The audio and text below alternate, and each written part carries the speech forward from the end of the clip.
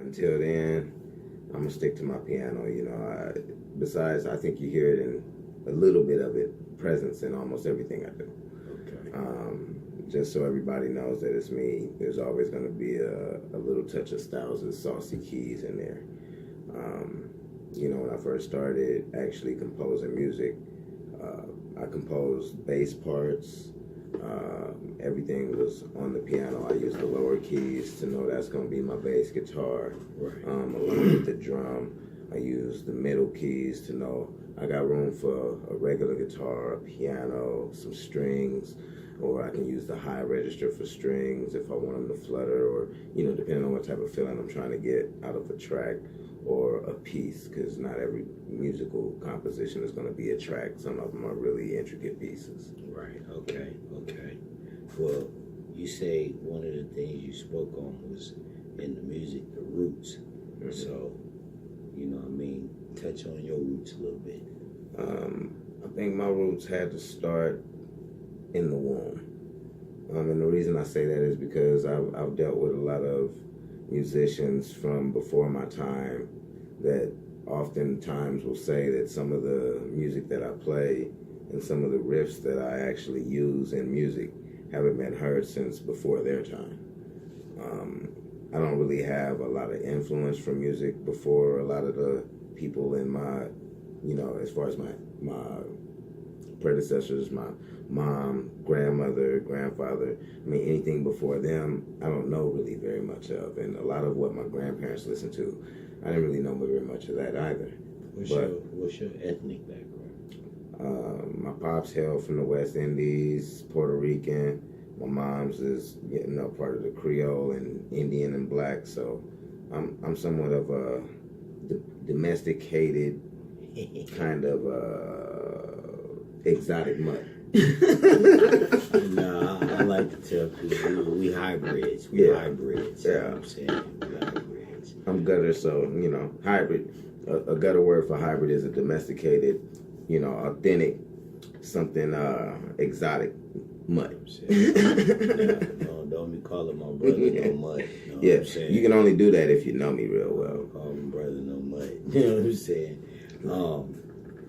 You say Pops, West Indies. Yes. Okay. Yes. Which leads me to another thing, that the connection, a part of the connection to the Rude Boy Society. Yes, sir. You know what I'm saying? Yes, sir. What is it? How does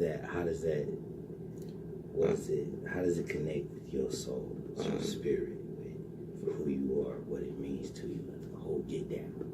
For me, being a rude boy is somebody that, being myself, always labeled a black sheep, but capable of more than anyone ever expected.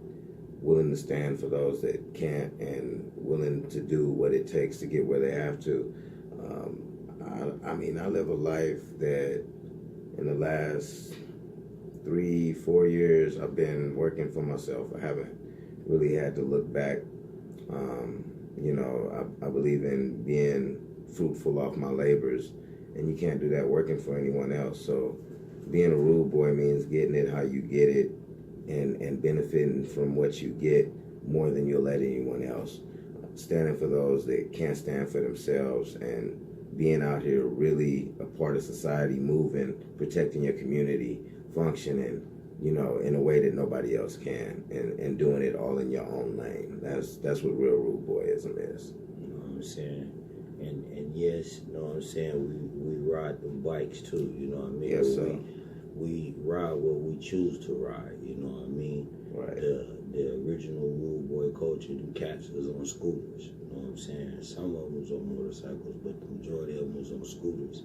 And the first love was the music, and then it was the bikes, you know what I'm saying? Very much so. You know what I mean? And like my bro, you on the Ninja, right? Yes, sir. Kawasaki Ninja. You know what I'm saying? And I'm on the Suzuki Bergman, you know what I mean?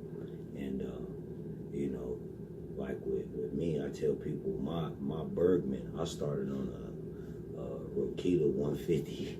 You know what I'm saying? Yeah, I remember that. You know what I'm saying? And then remember went that. to the Cabo, you know what I'm saying? Lance Cabo, it was like, you know what? Because the thing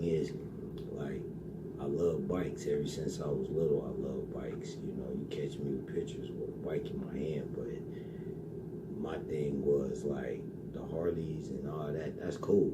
That's cool. I love them too. You know what I mean? I got the utmost love for them, but I mean, I'm not really a Harley man. You know what I mean? I'll probably do like a Indian or something. You know what I'm saying? Right. Yeah, right. You know what I mean? Do something like that. But the whole scooter thing for me was just like being different. And like, you know, we get it in. You know what I mean? We support, you know what I mean? I support the medical marijuana movement. You know what I'm saying? All the way. What I mean? I support both medical and recreational. You know what I mean? When I believe that when the time is right and with the right responsibilities, there are a great many things that can come from the structured use of marijuana, regardless if it's medicinal or creativity, enlightenment, you know, focus. There's a lot of different avenues that people don't really respect and haven't really tested the possibilities in cannabis, period. Exactly. You know what I'm saying? You know, so that's just some of the things in the culture. You know what I mean? A lot of times people have misconceptions and they think like, oh, them cats just ride scooters and listen to ska, reggae, and smoke a lot of ganja. Yeah, I mean, you can have any one part of a story, and if you blow it up big enough, some people can make a whole portrait out of just a corner. Right. You know what I'm saying? And if you really want to look into something, you got to really take it for what it's worth and try to, I would say, analyze it from all angles. I mean, and I try to apply that in everything in life, regardless what kind of decision I'm making. I'm looking at it from every possible angle. Not only how I'm looking at it, but how someone else is going to perceive my actions, because I try to start and end with me on everything at all.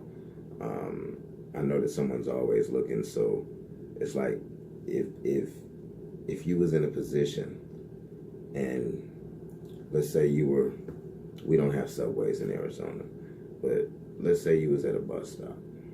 Got light rails now. Yeah, we do got a light rail. Arizona got a light rail. But a lot of places, you know, subway is a dangerous place to be. Right.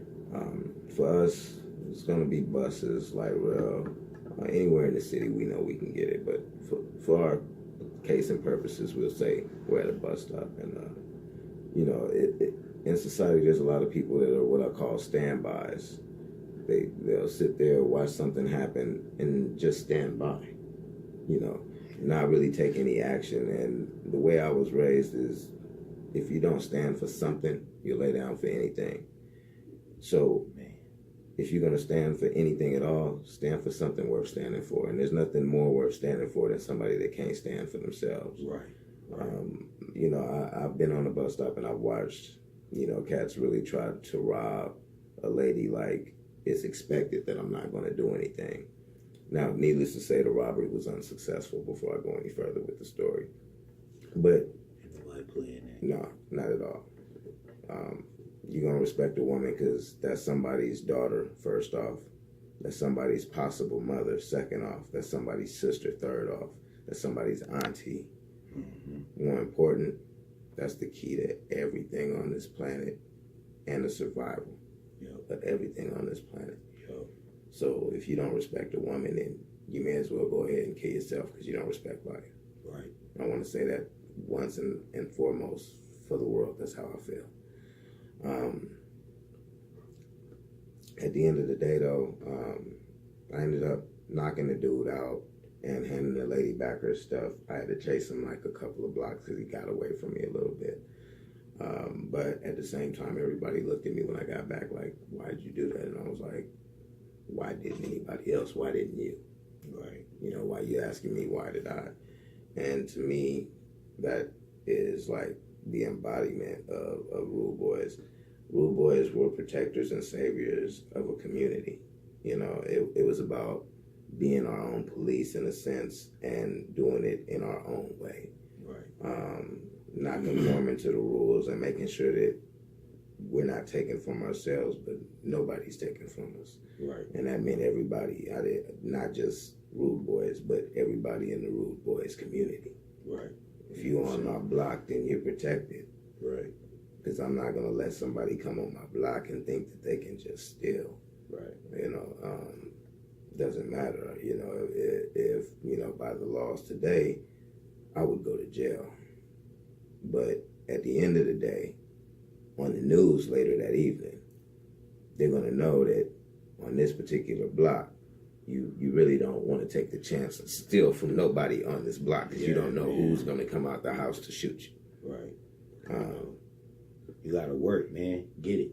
You know what I mean? You know, let go of that pride. You know, we done washed dishes, done stood on corners flipping signs. You know what I mean? Cutting grass, everything to support our families and do what got to be done. You know what I mean? What you do with it when you get it is up to you. Yeah. But if you get it, make it count for something while you're here. Because it don't count for shit while you're gone. You know what I'm saying? Real talk. So, man, I know you got some, man,